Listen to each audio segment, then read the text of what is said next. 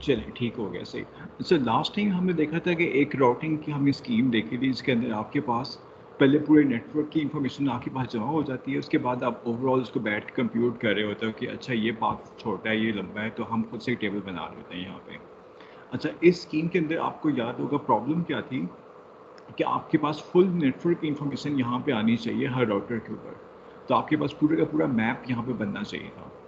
तो अगर हम इंटरनेट की बात करें, इंटरनेट के अंदर तो हज़ारों राउटर्स हो सकते हैं, तो मे बी ये काम करना पॉसिबल ना हो कि आपके पास पूरे इंटरनेट का मैप बने, हर राउटर की कॉस्ट लिखी हुई आए, फिर हम आराम से एक एक को लेकर यहाँ पर पूरा टेबल बनाएं, तो ये मे बी रियलिस्टिक ना हो, तो ये प्रैक्टिकल मे बी ना हो सके। ये छोटे नेटवर्क्स के लिए वो ठीक होगा, लेकिन इंटरनेट जैसे नेटवर्क्स के लिए इतना प्रैक्टिकल नहीं होगा ये, क्योंकि आपके पास पूरा मैप चाहिए यहाँ पर, इसके बाद आप बता सकते हैं।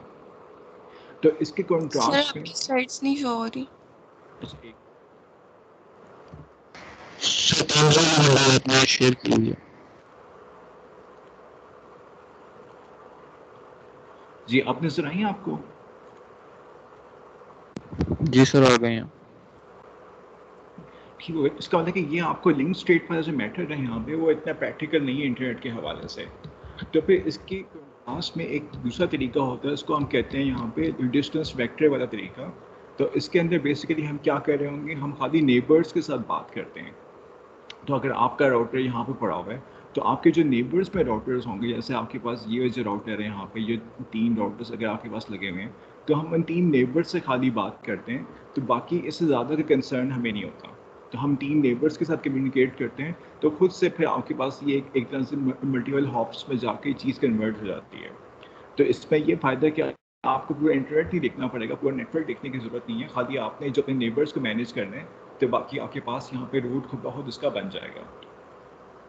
फिर इसमें हम देखते हैं कि इसकी नोटेशन क्या है हमारे पास। तो इसके अंदर हम ये वर्ड यूज़ इस तरह की नोटेशन यूज़ करते हैं, डी एक्स वाई, जिसका मतलब है कि आपके पास एक्स जो था यहाँ पे स्टार्टिंग पॉइंट है, यहाँ से स्टार्ट करेंगे आप, और वाई हम कह रहे हैं कि ये हमारी डेस्टिनेशन है, या हमारा एंडिंग पॉइंट है यहाँ पे।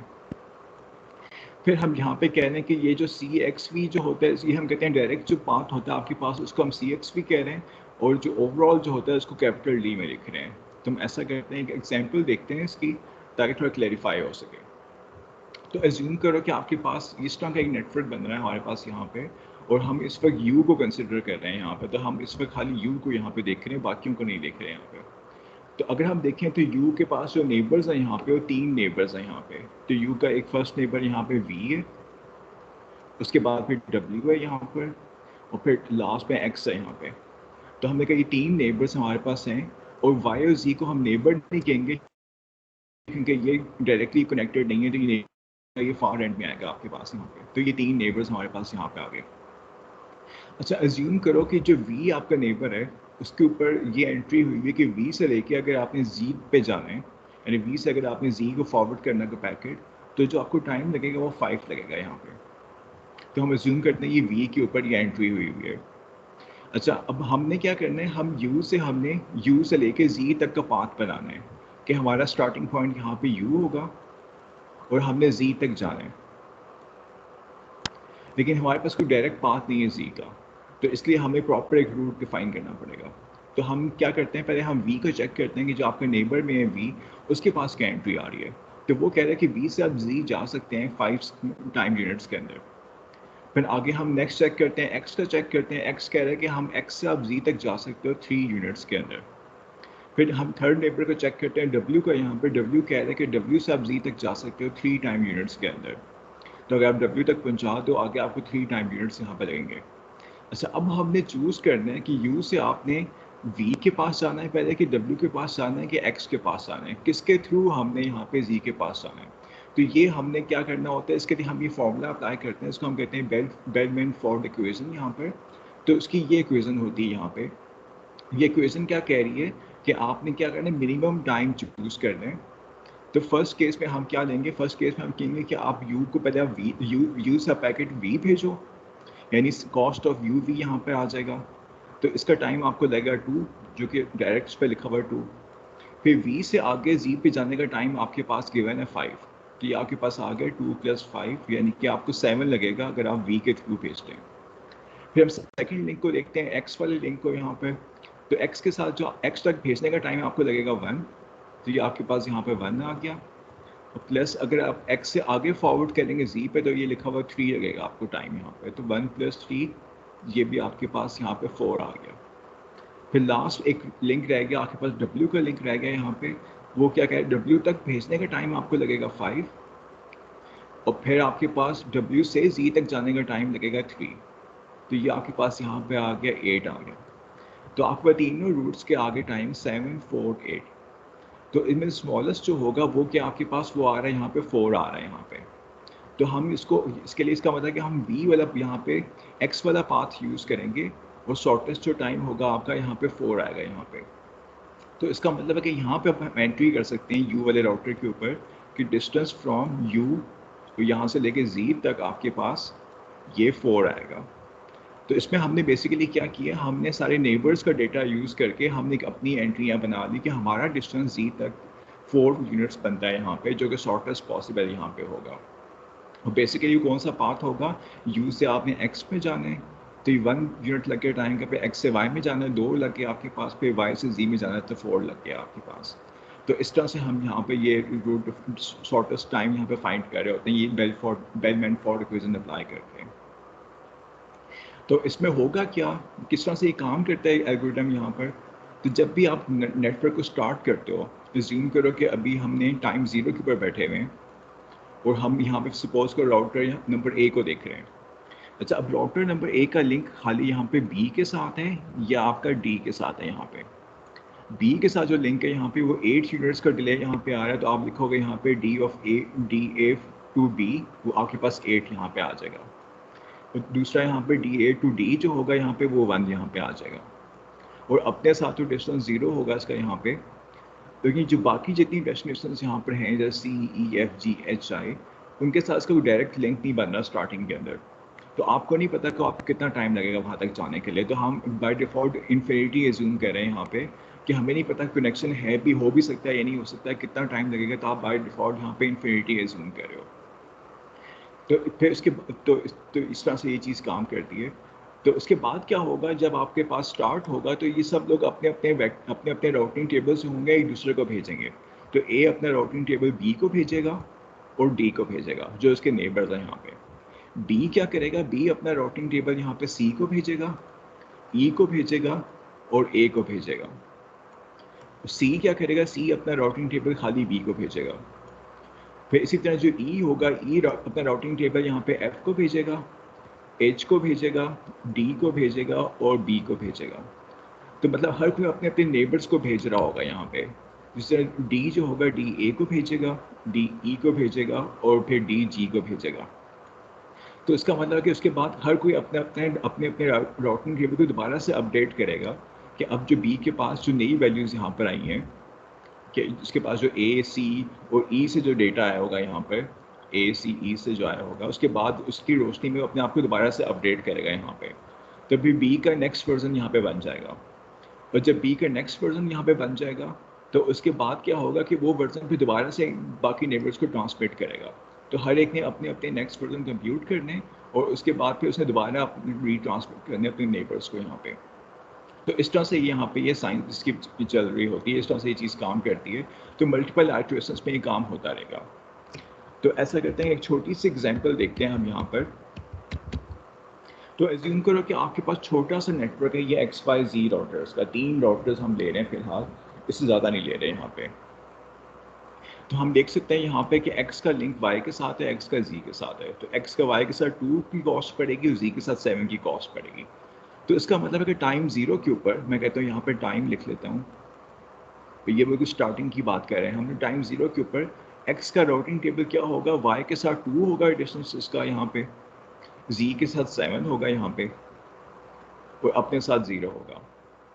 और फिर X वाले राउटर को ये नहीं पता कि बाकी राउटर्स के टेबल क्या हैं। तो फ्रॉम Y टू X या Y टू Z सारी वैल्यूज मैंने यहाँ पे इन्फिनिटी यहाँ पे लिखी हुई हैं कि हमें नहीं पता कि Y और Z वालों के टेबल्स में क्या लिखा हुआ है। तो हमें खाली अपना पता है कि हमारे बाय डिफ़ॉल्ट Y के लिए 2 का लिंक बनेगा, 2 की कॉस्ट पड़ेगा, Z के लिए 7 की कॉस्ट पड़ेगी। अच्छा, अब आप देख सकते हो कि ये कोई ऑप्टिमाइज कॉस्ट नहीं है, क्योंकि तो देखने में लग रहा है 2 और 7 है, हालांकि X का Z से जो लिंक बनेगा, शॉर्टेस्ट लिंक बनेगा वो 2+1 3 होना चाहिए यहाँ पे। तो ये 7 नहीं, यहाँ पे 3 होना चाहिए यहाँ पे ऑप्टिमाइज होने के बाद। लेकिन अभी स्टार्टिंग के अंदर खाली आपको अपनी कॉस्ट पता है तो हमने यहाँ पे ये वैल्यूज लिखी हुई हैं। इसी तरह अगर हम y को देखें यहाँ पे, अगर y के ऊपर खड़े होकर देखें तो y के पास दो लिंक्स हैं, x के साथ और z के साथ। तो x के साथ 2 की कॉस्ट पड़ रही है यहाँ पे और z के साथ 1 की पड़ रही है, वो अपने साथ 0 हो जाएगी यहाँ पे। और बाकी रोटर्स के पास क्या एंट्रीज हुई है वो उसको नहीं पता, तो बाकी सारी एंट्रीज जो नेबर्स की हैं वो अभी मिसिंग है यहाँ पे, नेबर्स के बारे में उसको कुछ नहीं पता। फिर z को देखते हैं यहाँ पे, z के पास भी ऐसे ही है, z के पास खाली z from z to x आपके पास 7 आ जाएगा यहाँ पे, z टू y आपके पास यहाँ पे 1 आ जाएगा और z टू z यहाँ पे 0 आ जाएगा। तो अभी ये हमारे पास यहाँ पे टाइम 0 के ऊपर ये हालात हैं। अच्छा, अब टाइम 1 के ऊपर क्या होगा, अब ये सब लोग एक दूसरे को एक्सचेंज करेंगे अपने टेबल्स यहाँ पे। तो एज्यूम करो कि जो y ने और z ने अपना टेबल यहाँ पर, जो y ने अपना टेबल x को भेजे और z ने भी x को भेज दिए पहले। तो अब क्या कर सकते हैं, x अपना टेबल यहाँ पे अपडेट कर सकते हैं। तो आप देख सकते हो यहाँ पे जो y की यहाँ पे एंट्रीज हैं वो उठकर यहाँ पे आ गई 201 की फॉर्म में यहाँ पे आ गई हैं, और जो z की एंट्रीज थी यहाँ पे लास्ट वाली वो भी उठ के यहाँ पे आ गई हैं। तो इन दोनों की यहाँ पे एंट्रीज आ गई हैं, ये z से आई हैं, ये y से आई हैं। वैसे इन दोनों को यूज़ करते हुए अब x अपनी एंट्रीज को अपडेट कर सकता है, जो कि पहले से 2 और 7 लिखी हुई यहाँ पे। तो अब हम क्या करेंगे, यहाँ पे बेल-मैनफोर्ड इक्वेशन अप्लाई करेंगे, वो इन दो वैल्यूज़ को यहाँ पे अपडेट करेंगे, आगे करने की ज़रूरत है यहाँ पे। तो पहले हम देखते हैं कि x से y का लिंक क्या बनता है यहाँ पे। तो x से y तक जाने के लिए आपके पास दो तरीके हैं, एक तो आप डायरेक्ट जा सकते हो यानी कि 2 आ जाएगा आपके पास, और दूसरा तरीका ये है कि आप z के पास जाओ फिर z से हो के y के पास जाओ। तो उसका मतलब दूसरा तरीका जो होगा वो क्या होगा, x से z तक जाने का टाइम आपके पास यहाँ पे 7 है, ठीक है। तो 7 प्लस उसके बाद फिर z से y तक जाने का टाइम क्या होगा, जो कि आपको यहाँ पे दिया हुआ है, यहाँ पर जो आपके पास नई वैल्यू आई है 1 आई हुई यहाँ पे। तो आपके पास क्या आ जाएगी यहाँ पे 7 + 1 यहाँ पे 8 आ जाएगी। अच्छा, एक ये तरीका आपके पास ये तरीका इस पाथ से आपको 8 पड़ रहा है, और जो आपके पास डायरेक्ट पाथ है उस पर 2 पड़ रहा है यहाँ पे। तो इनका मिनिमम क्या आएगा आपके पास, मिनिमम आपके पास 2 आएगा यहाँ पे, तो हम यहाँ पे 2 लिख देंगे। फिर थर्ड हम देखते हैं कि x से अगर आपने z पे जाना हो फिर आपके पास क्या होगा, x से z जाना हो, डायरेक्ट पाथ आपके पास यहाँ पे 7 आ रहा है। लेकिन अगर हम y के थ्रू जाएं z पे, तो अगर y के थ्रू जाएं हम z पे तो फिर क्या होगा, पहले हमने x से y पे जाना है, तो वो आपके पास यहाँ पे 2 आ जाएगा। तो ये आपके पास 2 आ गया यहाँ पर। फिर हम देखते हैं कि y से z का टाइम कितना लगता है, तो y से z का टाइम लग रहा है आपके पास, ये 1 वाली एंट्री आपके पास आई हुई है। तो 2 + 1 आपके पास 3 आ गया यहाँ पे। तो इस दफ़ा अगर मिनिमम कंप्यूट करें 3 और 7 का आपके पास, तो यहाँ पे 3 मिनिमम होगा। तो इस बार हम 7 की बजाय यहाँ पे 3 लिख रहे हैं। तो ये आपके पास यहाँ पर 2 आ जाएगा और यहाँ पे आपके पास 3 की वैल्यू यहाँ पे अपडेट हो गई। तो इस तरह से आपके पास ये सेकंड वर्जन यहाँ पे आ गई x के राउटर की। सेम यही चीज़ यहाँ पे भी y के साथ हो रही होगी। तो y के साथ क्या हो रहा है, y के पास अब x का टेबल यहाँ पे आ जाएगा, x की वैल्यूज़ यहाँ पर आ जाएंगी 2027 और z की वैल्यूज़ यहाँ पर आ जाएंगी 710। तो अब y ने क्या करना होगा, y ने खाली अपनी ये 3 वैल्यूज़ को देखना है कि अपडेट करने की ज़रूरत है या नहीं है। तो इस केस में आपके y के पास अपनी ही वैल्यूज़ यहाँ पे हर केस में मिनिमम निकलेंगी, तो y को अपडेट करने की ज़रूरत नहीं है यहाँ पे। तो फिर इसी तरह अगर हम z को देखें यहाँ पे, तो z के पास भी यहाँ पर x से डेटा आ जाएगा यहाँ पर, तो 027 उसके पास आ गया यहाँ पे। फिर उसके बाद यहाँ पर y से भी डेटा आ जाएगा, यानी 201 यहाँ पे आ गया। तो उसके बाद उसने देखना कि मैं अपनी वैल्यूज़ को यहाँ पे अपडेट करूँ या ना करूँ। तो यहाँ पे उसने यहाँ पे क्या किया हुआ है, z to x वाली वैल्यू को अपडेट किया हुआ है। कैसे अपडेट किया हुआ है उसने, क्योंकि z to x by default तो 7 था यहाँ पे 7 दिया हुआ है। लेकिन अगर इसका रूट निकालें y के थ्रू, तो आपके पास क्या बनेगा यहाँ पे, यानी पहले y को भेजो आप, यानी 1 आ जाएगा यहाँ पे। उसके बाद y का जो पाथ बनता है यहाँ पे z तक का, वो आपके पास बन रहा है यहाँ पे 1 बन रहा है यहाँ पे। तो 2 बन रहा है यहाँ पे, y से अगर आप जाएँ तो 1 + 1 2 बन जाएगा यहाँ पे। तो आपके पास सॉरी जी y पे भेजें, फिर आपने x को भेजना है, तो आपके पास पहले आपके पास 1 आ जाएगा, उसके बाद y से x का आएगा 2 आ जाएगा यहाँ पे, तो 1 + 2 यहाँ 3 वैल्यू आ जाएगी। तो 3 जो है वो मिनिमम है 3 और 7 का, तो आपने यहाँ पे अपडेट करके यहाँ पे 3 कर दिया, और बाकी वैल्यूज़ की इसमें आपके पास बाय डिफ़ॉल्ट वही वैल्यूज़ मिनिमम यहाँ पे रहेंगी। उसके बाद थर्ड आइट्रेशन में क्या होगा कि दोबारा से अब y और z वाली अपनी वैल्यूज उठाकर यहाँ पर x को भेजेंगे। तो अब ये z की नई वैल्यू गई x के पास यहाँ पे, और y की नई वैल्यू गई यहाँ पर x के पास यहाँ पे। तो ठीक है, तो इनको यूज़ करते हुए x ने अपनी वैल्यूज़ अपडेट नहीं की, वो ऑलरेडी यहाँ पे मिनिमम वाली वैल्यूज़ यहाँ पे आ रही हैं। इसी तरह y के पास क्या होगा, y के पास x और z से वैल्यूज़ आएंगी यहाँ पे। तो आपके पास यहाँ पर x से वैल्यूज़ आ गई 0, 2, 3, फिर z से वैल्यू आ गई आपके पास 3, 1, 0, और बाकी उसके पास जो अपनी वैल्यू यहाँ पे 2, 0, 1 वो उसने भी यहाँ पे अपडेट नहीं की, बाय डिफ़ॉल्ट पहले से मिनिमम यहाँ पे है। थर्ड केस में क्या होगा, यहाँ पे x की नई वैल्यूज़ आ जाएंगी z के लिए 0, 2, 3, और y की नई वैल्यूज़ यहाँ पर आ जाएंगी 2, 0, 1, और z ने अपने आप को अपडेट नहीं किया, ऑलरेडी यहाँ पे मिनिमम बन रहा है इसी केस के अंदर। तो अब जो लास्ट जो तीन यहाँ पर टेबल्स बने हैं, तीनों सेम बने हैं यहाँ पे, इन तीनों में कोई फ़र्क नहीं है। इसका मतलब कि अब ये तीनों कन्वर्ज हो गए हुए हैं, तो अब इनको मज़ीद आइट्रेशंस करने की ज़रूरत नहीं है, यहाँ पे कन्वर्ज हो गए हुए हैं। तो इस तरह से डिस्टेंस वेक्टर के थ्रू यहाँ पर इस तरह से यहाँ पे राउटिंग टेबल्स बनते हैं कि आपके पास मल्टीपल आइट्रेशंस होती हैं। तो आप अपने आप को अपडेट करते हो, फिर अपने नेबर्स को सेंड करते हो अपना नया टेबल यहाँ पे, फिर नेबर्स अपने आप को री अपडेट करते हैं, वो अपडेट करने के बाद दोबारा अपने नेबर्स को सेंड करते हैं। तो ये काम चलता रहेगा जब तक ये सारे के सारे कन्वर्ज ना कर जाए यहाँ पे। तो अब यहाँ पे तीनों कन्वर्ज कर चुके हैं, तीनों की वैल्यू सेम आ रही है यहाँ पे, तो यहाँ पे ये प्रोसेस स्टॉप हो जाएगा। तो आगे ये अपडेट नहीं होगा जब तक अभी नेटवर्क चेंज नहीं होता। जी, ये सबको क्लियर है यहाँ तक?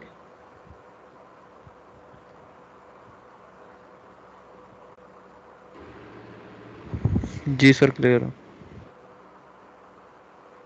अच्छा, अब जरा इसके अंदर डिफरेंट केसेस देखते हैं हम कि इसके अंदर किस किस्म की प्रॉब्लम्स आ सकती हैं हमारे पास इस वाले प्रोटोकॉल के अंदर। क्योंकि देखने में तो लग रहा है कि काफ़ी अच्छा है, लेकिन हो सकता है कि रियलिटी में इतना अच्छा ना हो हमारे पास। अच्छा, अब हम देखते हैं यहाँ पे कि एक छोटा सा ही नेटवर्क है आपके पास, लेकिन इसके अंदर क्या हुआ, नेटवर्क की इंफॉर्मेशन यहाँ पे चेंज हो गई, और जैसे ही चेंज होती है इंफॉर्मेशन यहाँ पे, तो साथ ही काफ़ी प्रॉब्लम्स आ जाएंगे हमारे पास। तो हम देखते हैं किस किस्म के प्रॉब्लम्स आते हैं।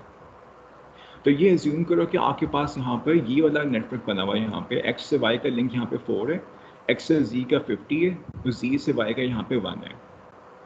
फिर हमने क्या किया हुआ है, हमने कहा कि जो वैल्यूज़ यहाँ पे कन्वर्ज हो रही हैं उनको हमने ब्रीफ फॉर्म में यहाँ पे लिख दिया हुआ है कि x के लिए y का पाथ यहाँ पे 4 बन रहा है, यहाँ पर डायरेक्ट जो पाथ बन रहा है 4 वाला, और x का पाथ जो z के लिए होगा y के थ्रू जाके 4 + 1 5 बन रहा है यहाँ पे। इसी तरह y की वैल्यूज़ यहाँ पे ये हैं, x और z के लिए, और z की वैल्यूज़ यहाँ पर ये हैं। तो हमने को ब्रीफ फॉर्म में लिखा हुआ है, फुल हमने नहीं लिखा हुआ है, यहाँ पे शॉर्ट वर्जन यहाँ पे लिखी हुई है इसकी टेबल की। अच्छा, अब हम जूम करते हैं कि ये जो लिंक था यहाँ पर x से y का, ये डैमेज हो गया या बहुत स्लो हो गया या इस पर काफ़ी ट्रैफिक आ गई है। तो अब जो टाइम था 4 यूनिट्स का यहाँ पे, वो 60 यूनिट्स का टाइम बन गया यहाँ पे। तो अब होना क्या चाहिए, अब होना ही चाहिए ये सारे टेबल्स यहाँ पे अपडेट हो जाए खुद ब खुद से। तो हम देखते हैं लेकिन खुद ब खुद से अपडेट नहीं होंगे, और काफ़ी स्लो ये अपडेशन होगी, काफ़ी इसमें प्रॉब्लम्स आएंगी यहाँ पे। तो ऐसा करते हैं, हम इसको स्टेप बाय स्टेप यहाँ पे स्टार्ट करते हैं। तो जब ये 4 से 60 हो गया यहाँ पे, तो अब ये y के पास ये नई वैल्यू आ गई। तो y कह रहा है कि अब मेरे पास y का जो लिंक होगा, x का डायरेक्ट जो लिंक होगा वो 60 हो गया यहाँ पे। तो अब y कह रहा होगा कि अब मैंने x को अगर कुछ भेजना होगा तो मैं डायरेक्ट नहीं भेजूंगा, क्योंकि वो बहुत ज़्यादा टाइम लगेगा, 60 का टाइम लग रहा है यहाँ पे। लेकिन अगर मैं z को देखूँ तो z का टाइम खाली यहाँ पे 5 है, तो मैं z के थ्रू x को भेजा करूँगा। तो उसने कहा अच्छा ये केस है, तो मैं ऐसा करता हूँ कि मैं अपनी वैल्यू को यहाँ पे अपडेट कर लेता हूँ। तो मेरी नई वैल्यू यहाँ पे x के लिए यहाँ पे क्या आ जाएगी, ये आ जाएगी आपके पास यहाँ पे मिनिमम ऑफ 60, और दूसरा ये मैंने y को मैंने यहाँ पे z को भेजना है, तो मेरे पास 1 आ जाएगा, और फिर z से आगे भेजने का टाइम मेरे पास 5 है। तो मेरे पास क्या आ जाएगा, मिनिमम ऑफ 60 और 1 + 5 यानी कि 6 आ जाएगा मेरे पास। तो उसने कहा मैं अपनी वैल्यू को अपडेट करता हूँ, 4 की बजाय मैं यहाँ पर 6 कर लेता हूँ। तो उसने अपनी वैल्यू अपडेट कर ली 6। अच्छा, जब उसने ये वैल्यू अपडेट कर ली, तो अब वो क्या करेगा, ये ब्रॉडकास्ट करेगा अपने दोनों नेबर्स को। तो इन दोनों नेबर्स को अपने नया टेबल उसने सेंड कर दिया। अच्छा, अब जी के पास जब टेबल आएगा, अब जी को पता कि मैं तो एक्स को एक्सेस करता हूँ थ्रू वाई एक्सेस करता हूँ। तो जी कहेगा कि अब चूंकि वाई का डिस्टेंस यहाँ पे 6 हो गया हुआ है, तो अब क्या होगा, मेरा लिंक भी यहाँ पे चेंज हो जाना चाहिए, मेरा 5 नहीं हो सकता। क्यों? क्योंकि इसको दिमाग में है कि अगर मैं वाई को पैकेट भेजूंगा यहाँ पे, तो मुझे टाइम लग रहा है 1, और अब उसके बाद y को जो टाइम लग रहा है वहाँ पे 6 लग रहा है। तो ये क्या फॉर्मूला अप्लाई कर रहा होगा यहाँ पे, कर रहा होगा ये z टू x के लिए क्या आप अप्लाई कर रहा होगा यहाँ पे मिनिमम ऑफ डायरेक्ट जो लिंक है यहाँ पे वो 50 के, तो मिनिमम ऑफ 50, या क्या हो सकता है वो y के थ्रू फॉरवर्ड करे यानी कि 1 प्लस वो y की जो नई वैल्यू यहाँ पे आ रही है 6, तो वो क्या कर मेरे पास जो कॉस्ट बन रही है, मेरे पास जो टाइम बन रहा है 7 बन रहा है यहाँ पे मिनिमम, तो वो 5 की जगह यहाँ पर अब 7 कर देगा, ठीक हो गया। और उसके बाद फिर ये ब्रॉडकास्ट कर देगा बाकी अपने नेबर्स को यहाँ पे, तो ये उसने एक्स वाई को भी सेंड कर दिया और उसने एक्स को भी सेंड कर दिया यहाँ पे। अच्छा, अब क्या प्रॉब्लम आएगी जब वाई के पास दोबारा नई वैल्यूज आएंगी जी की, तो वाई दोबारा से अपने आप को अपडेट करेगा, वो कहेगा कि नहीं अब 1+5 नहीं है, अब 1+7 है यहाँ पे। तो अब इसी तरह y की नई वैल्यू क्या हो जाएगी, इस दफ़ा क्रॉस करके इस दफ़ा इसकी वैल्यू 8 हो जाएगी यहाँ पे, और फिर दोबारा से रीट्रांसमिट करेगा z को, तो z की अब नई वैल्यू क्या हो जाएगी 7 की बजाय यहाँ पे 9 हो जाएगी। तो इसका मतलब कि उनका जो टेबल अपडेट हो रहा होगा यहाँ पे वो कितने स्टेप्स में हो रहा होगा, हम इसको अगर यहाँ पे जूम कर लें यहाँ पे, तो आपके पास ये सूरत हाल बनेगी डी वाई ऑफ एक्स की इक्वेशन इस तरह से बन रही होंगी, पहले 4 था, उसके बाद 6 होगा, फिर 8 होगा, फिर 10 होगा, फिर 12, फिर 14, सो ऑन चलता रहेगा यूं करके। और इसी तरह अगर हम जी को यहाँ पे देखें तो जी का फॉर्मेट क्या बन रहा होगा यहाँ पे, 5 से स्टार्ट हुआ, फिर 5 होगा, फिर 7 होगा, फिर 9 होगा, फिर 11 होगा, फिर 13 होगा। ये दोनों कहाँ तक चल रहे होंगे, जी वाला यहाँ पे कहाँ तक चलेगा, ये आपका चलेगा यहाँ पे 50 तक चलेगा, क्योंकि उसके बाद मिनिमम यहाँ पे 50 हो जाएगा, तो 50 पे जाके स्टॉप करेगा। इसी तरह ऊपर वाले को अगर हम देखें तो ये कहाँ तक चलेगा आपका, ये वाई टू एक्स वाला यहाँ पे, ये आपका यहाँ पे 51 तक चलेगा यहाँ पे, 51 पे जाके ये यहाँ पे स्टॉप कर जाएगा यहाँ पे। 51 कैसे आया, क्योंकि जब ये 50 हो जाएगा यहाँ पर तो इसकी वैल्यू क्या हो जाएगी 50+1 हो जाएगी यहाँ पर, जब ये 50 होगा तो इसी में +1 हमने करना है, तो आपके पास यहाँ पे 51 आ जाएगा, तो यहाँ पे जाके स्टॉप कर जाएंगे। तो अगर हम यहाँ पे काउंट करें कि कितनी आइट्रेशन इसको रिक्वायर्ड हैं कन्वर्ट्स करने के लिए खाली 3 डॉक्टर्स को यहाँ पर, तो आप देख सकते हो कि यहाँ पे तकरीबन अप्रॉक्सीमेटली यहाँ पे 23-24 आइट्रेशन हमें रिक्वायर्ड हैं, तो 23 आइट्रेशन अप्रॉक्सीमेटली आपको यहाँ पे रिक्वायर्ड हैं छोटी ही चीज़ को कन्वर्ट करने के लिए। तो 23 आइट्रेशन या हॉप्स आपको चाहिए होंगी कि नेटवर्क में छोटी ही चीज़ एक चेंज की है आपने, तो आपके पास 23 आइट्रेशन के बाद जाके हर एक के टेबल्स अपडेट होंगे। तो इसका मतलब है कि जब आपके पास कोई लिंक स्लो हो जाता है यहाँ पर, कोई एक लिंक आपके पास ख़राब अगर हो जाए, स्लो हो जाए, तो उसकी न्यूज़ बहुत देर बाद अपडेट होती है इस ये प्रोटोकॉल के अंदर। तो इसको हम कहते हैं कि बैड न्यूज़ ट्रेवल्स स्लो। तो इसमें अगर लिंक ख़राब होगा तो जो बैड न्यूज़ होगी बहुत स्लो करके वो ट्रैवल करेगी, बहुत देर बाद पहुँचेगी, तो बहुत टाइनी इंक्रीमेंट्स पर जाके अपडेट करेगा अपने आप को। वो इसी को हम यहाँ पे कहते हैं काउंट टू इन्फिनिटी प्रॉब्लम है, कि आपको एक तरह से काउंटिंग करनी पड़ी है, जो कि आपकी नई वाले जो लिंक स्पीड होगी उसके वहाँ तक काउंटिंग करनी पड़ी है। तो ये बहुत स्लो प्रोसेस होगा इस चीज़ का, अगर आपके पास नेटवर्क आपका स्लो हो जाता है कोई लिंक इसका।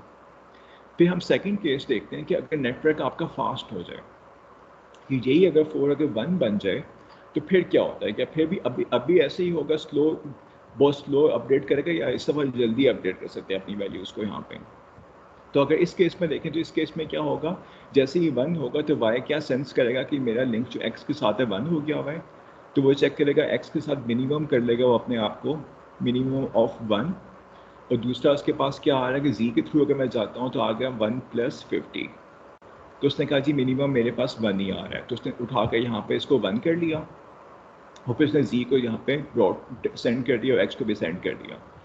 तो जैसे उसने सेंड किया यहाँ पर x को सेंड किया यहाँ पे, इसी तरह x भी क्या कर रहा होगा यहाँ पे, वो भी अपने आप को 1 कर लेगा, इसका भी सेम यहाँ पे वही बात होगी, यहाँ पर ये भी 1 हो जाएगा यहाँ पे, और फिर ये भी हर एक को अपडेट कर देगा। फिर z क्या करेगा यहाँ पे, z को जब ये मिलेगा तो z कहेगा अच्छा मेरा x के साथ जो लिंक था पहले 5 था, तो ये थ्रू y था मेरे पास, तो अब चूंकि यहाँ पे मेरे पास क्या बनेगा, अब ये नई वैल्यू जो बनेगी मेरे पास वो आ जाएगी यहाँ पर मिनिमम ऑफ 50। और दूसरा तरीका ये है कि मेरे पास 1+1 यानी कि y के थ्रू जाके मैं एक्सेस कर लूँ x को, यानी कि 2 आ जाएगा यहाँ पे, तो इसकी वैल्यू यहाँ पर 2 हो जाएगी, और ये भी दोनों को यहाँ पे सेंड कर देगा। तो इस तरह से करके ये बहुत जल्दी यहाँ पे अपडेट हो जाएगा दोनों की वैल्यूज़ यहाँ पर। तो इसकी वैल्यू यहाँ पे आपके पास यहाँ पे 1 आ गई यहाँ पे, और आपके पास यहाँ पे इसकी वैल्यू फिर कम होकर यहाँ पे 2 हो जाएगी बाद में। उसी तरह यहाँ पे y की वैल्यू यहाँ पे आपके पास एक 1 आ गई, यहाँ भी 1 आ गई, यहाँ पे आगे स्टॉप हो गया हुआ है, और z की आपके पास वैल्यू 2 और 1 आ गई हुई। तो यहाँ पे जाके कन्वर्ट हो जाएगा आपके पास 2 हॉप्स के अंदर। तो इसमें कोई इतना लंबा प्रोसेस नहीं होगा यहाँ पे। लेकिन जब आपके पास नेटवर्क ख़राब होगा तो फिर उसका बहुत लंबा प्रोसेस यहाँ पे ट्रैवल करेगा, तो इतनी जल्दी वो कन्वर्ट नहीं कर पाता। तो ये इस प्रोटोकॉल का यहाँ पे नुकसान और फ़ायदे हैं कि इसके अंदर आपके पास गुड न्यूज़ बहुत फास्ट ट्रैवल करती है, लेकिन जो बैड न्यूज़ होगी बहुत स्लो ट्रैवल करेगी यहाँ पे। अच्छा, इन कॉन्ट्रास्ट अगर इमेजिन करो कि अगर लिंक स्टेट होता है यहाँ पे, अगर इसी केस के ऊपर अगर हम लिंक स्टेट से कर रहे होते, राउटिंग कर रहे होते, तो फिर क्या होता है, हम खाली इसी डायग्राम को देख कर अपडेट कर लेते हैं कि डायग्राम को देखते हैं यहाँ पे क्या लग रहा है आपको कि x का शॉर्टेस्ट पाथ क्या बन रहा है, यहाँ पे x से z बन रहा है, तो यहाँ पे 50 कर लो, इसकी वैल्यू को डायरेक्टली देख के बता दो यहाँ पे, यानी कि डी एक्स टू जी आपके पास यहाँ पे 50 आ जाएगा। वाई वाला आपको देखिए पता चला कि 50 प्लस 1 आ जाएगा, 51 आ जाएगा। तो लिंक स्टेट में बड़ा आसान है कि आप पिक्चर को देखो, खुद से एकदम से कंप्यूट करके बता दो। लेकिन अगर डिस्टेंस वेक्टर होगा तो आपको 24 आइट्रेशंस करनी पड़ेंगी, तब जाके कन्वर्ज हो रहा होगा यहाँ पे। और इस चीज़ को जो हमारे पास ये प्रॉब्लम है डिस्टेंस वेक्टर के साथ, उसको हम कहते हैं यहाँ पे, इसके लिए वर्ड यूज़ करते हैं ब्लैक होलिंग का। यानी कि हम मेरे पास हर कोई एक गलत पाथ एडवर्टाइज कर रहा होता है, हर राउटर यहाँ पे। तो हर राउटर एक एडवर्टाइज कर रहा होगा कि मेरे पास एक बहुत ही लो कॉस्ट का पाथ पड़ा हुआ है, लेकिन एक्चुअली वो नहीं होगा, वो इनकरेक्ट पाथ एडवर्टाइज कर रहा होगा। तो इसको हम कहते हैं ब्लैक होलिंग यहाँ पे। तो ये एक प्रॉब्लम है यहाँ पे डिस्टेंस वेक्टर का इसके अंदर। लेकिन जो अगर लिंक स्टेट को हम देखें तो उसके अंदर क्या प्रॉब्लम आएगी हमारे पास, कि उसके अंदर हम इतने बड़े नेटवर्क के लिए आराम से काम कर नहीं सकते। तो इतने बड़े नेटवर्क के लिए वो फिजिबल होता नहीं है हमारे पास। तो इसलिए हमें डिस्टेंस वेक्टर ही यूज़ करना पड़ेगा यहाँ पे। लेकिन डिस्टेंस वेक्टर में प्रॉब्लम क्या है कि आपका सूरत हाल जब ख़राब होती है तो बहुत बुरा परफॉर्म करता है। तो इसलिए आप देखते होंगे कोई एक लिंक डाउन अगर हो जाता है तो पूरा इंटरनेट फ़ौरन से बैठा होता है, वो कितने घंटों के बाद जाके रिकवर करता है वो। तो ये किस चीज़ का सिम्टम होता है कि आपके पास इतनी रिकवरी इतनी स्लो क्यों होती है, क्योंकि उनके राउटर के टेबल अपडेट होने में काफ़ी टाइम लगता है हमें। तो सपोज करो कि आपके पास अगर फेसबुक का सर्वर था एक, उसका प्राइमरी लिंक अगर फेल हो जाता है तो उसके बैकअप लिंक अपडेट होने में काफ़ी टाइम लगता है उसको, और कई दफ़ा घंटे भी लग जाते हैं यहाँ पे। तो वो प्रॉब्लम क्यों आ रही होती है, क्योंकि आपके पास डिस्टेंस वेक्टर जो है बहुत बड़ी स्लो आइट्रेशंस में जाके कन्वर्ज करते हैं जब हालात जब ख़राब होते हैं। वो हो सकता है कुछ इलाकों में पहले आ जाए और कुछ एरियाज में बाद में कन्वर्ज कर रहा हो यहाँ पर। तो इसलिए यहाँ पे आपके पास ये इसकी कन्वर्जेंस का काफ़ी सीरियस प्रॉब्लम है। लेकिन फीजिबल भी यही है बहुत ज़्यादा। फीजिबल क्यों है यहाँ पे, क्योंकि आप खाली अपने नेबर से बात कर रहे हो, तो आप दुनिया के हर राउटर से बात नहीं कर रहे यहाँ पे, तो इसलिए ज़्यादा फीजिबल है यहाँ पे। जी, ये क्लियर है सबको यहाँ पे?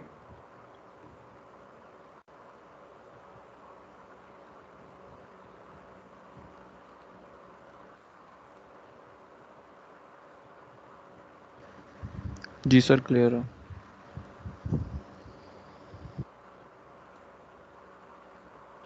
अच्छा, इसके जो डिफरेंट नाम है इनके, तो अगर हम डिस्टेंस वेक्टर के अंदर नाम देखें प्रोटोकॉल का, तो उसको अक्सर हम राउटिंग इंफॉर्मेशन प्रोटोकॉल कह रहे होते हैं। तो ये बहुत पुराना किस्म का प्रोटोकॉल है जो कि अब कोई भी यूज़ नहीं करता। तो ये अपडेट हो गया हुआ है, अभी EIGRP वाली फॉर्म यहाँ पे आ गई हुई है, तो वो हम यूज़ कर रहे होते हैं। पहले RIP यूज़ होता था, राउटिंग इंफॉर्मेशन प्रोटोकॉल। तो ये बेसिकली डिस्टेंस वेक्टर पे ही काम कर रहा होता है। और इसके अंदर प्रॉब्लम क्या थी, इसके अंदर कि आपको हर 1 मिनट के अंदर 2 दफ़ा डिस्टेंस वेक्टर एक्सचेंज करने पड़ेंगे। तो क्या मतलब है कि इसका मतलब ये है कि अगर एक्स के 5 नेबर हैं तो उसने पाँचों नेबर्स को हर 30 सेकंड्स के बाद अपना राउटिंग टेबल सेंड करना है। तो इस प्रोटोकॉल का प्रॉब्लम क्या था कि इससे बहुत ज़्यादा ट्रैफिक जनरेट होती है। 1 मिनट के अंदर 2 दफ़ा आप एक्सचेंज करते हो अपने राउटिंग टेबल को, तो बहुत ये फ्लड कर देता है, एकदम से ट्रैफिक जनरेट करता है यहाँ पे। तो इसलिए ये वाला DB वाला प्रोटोकॉल अब यूज़ नहीं होता, एक तरह से ये ऑब्सोलीट हो गया है। तो आजकल यहाँ पे ये EIGPR यूज़ हो रहा है DB बेस्ड काम करने के लिए। और जो आपके पास लिंक स्टेट वाला जो मेथड होता है यहाँ पर, उसके लिए हम यूज़ करते हैं OSPF का प्रोटोकॉल यूज़ करते हैं, यानी कि ओपन शॉर्टेस्ट पाथ फर्स्ट। तो ये लिंक स्टेट वाली राउटिंग यहाँ पे यूज़ कर रहा होता है। तो ये OSPF कहाँ पे यूज़ होता है यहाँ पर नॉर्मली, जब आपके पास कोई अपनी कंपनी के राउटर्स लगे हुए हों, 3-4 राउटर्स लगे हुए हों, तो वहाँ पे आप बड़े आराम से इसको इम्प्लीमेंट कर सकते हो कि आपके पास छोटा सा नेटवर्क है आपके पास अपना, तो इसके अंदर कोई ज़्यादा स्केलेबिलिटी के प्रॉब्लम्स नहीं होते हैं। छोटे नेटवर्क्स के लिए आप ये यूज़ कर सकते हो OSPF वाला यहाँ पे। तो ये लिंक स्टेट पे काम कर रहा होता है। तो ये दोनों का डिफरेंस है यहाँ पे। तो अगर हम सिस्को का राउटर यूज़ करें तो उसके अंदर बड़े आराम से हम ये तीनों प्रोटोकॉल्स इम्प्लीमेंट कर सकते हैं। तो उनके अंदर प्रोग्रामिंग में आते हैं उसके साथ, उनके स्टैंडर्ड का हिस्सा है यहाँ पे। तो अगर हम सिस्को का कोई भी राउटर उठा लें यहाँ पे, तो ये तीनों RFCs, तीनों स्टैंडर्ड्स जो हैं यहाँ पे उसके अंदर इम्प्लीमेंट हुए होते हैं। खाली हमने यहाँ पे चूज़ करना होता है कि हमने कौन सा यूज़ करना है। तो हम प्रोग्राम उसमें उसकी कमांड्स देते हुए हम बता देते हैं कि हमने RIP यूज़ करना है या हमने OSPF यूज़ करना है या हमने कोई और यूज़ करना है। तो बड़े आराम से हम उसको रीप्रोग्राम कर सकते हैं राउटर्स को यहाँ पे, तो इसके अकॉर्डिंग ये वो बिहेव करेगा। जी, किसी के क्वेश्चंस हैं तो आप क्लेरिफाई कर लें।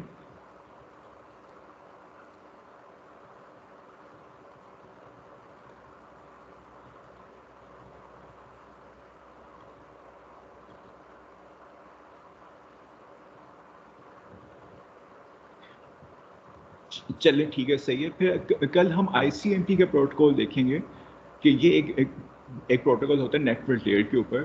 तो उसके हम पैकेट्स को कल देखेंगे, वो किस तरह से काम करते हैं, किस तरह से वो पैकेट्स बनते हैं। तो कल उसका हम ओवरव्यू कर लेंगे कल। चलें जी, क्वेश्चन है तो पूछ लो, नहीं तो मैं साइन ऑफ कर।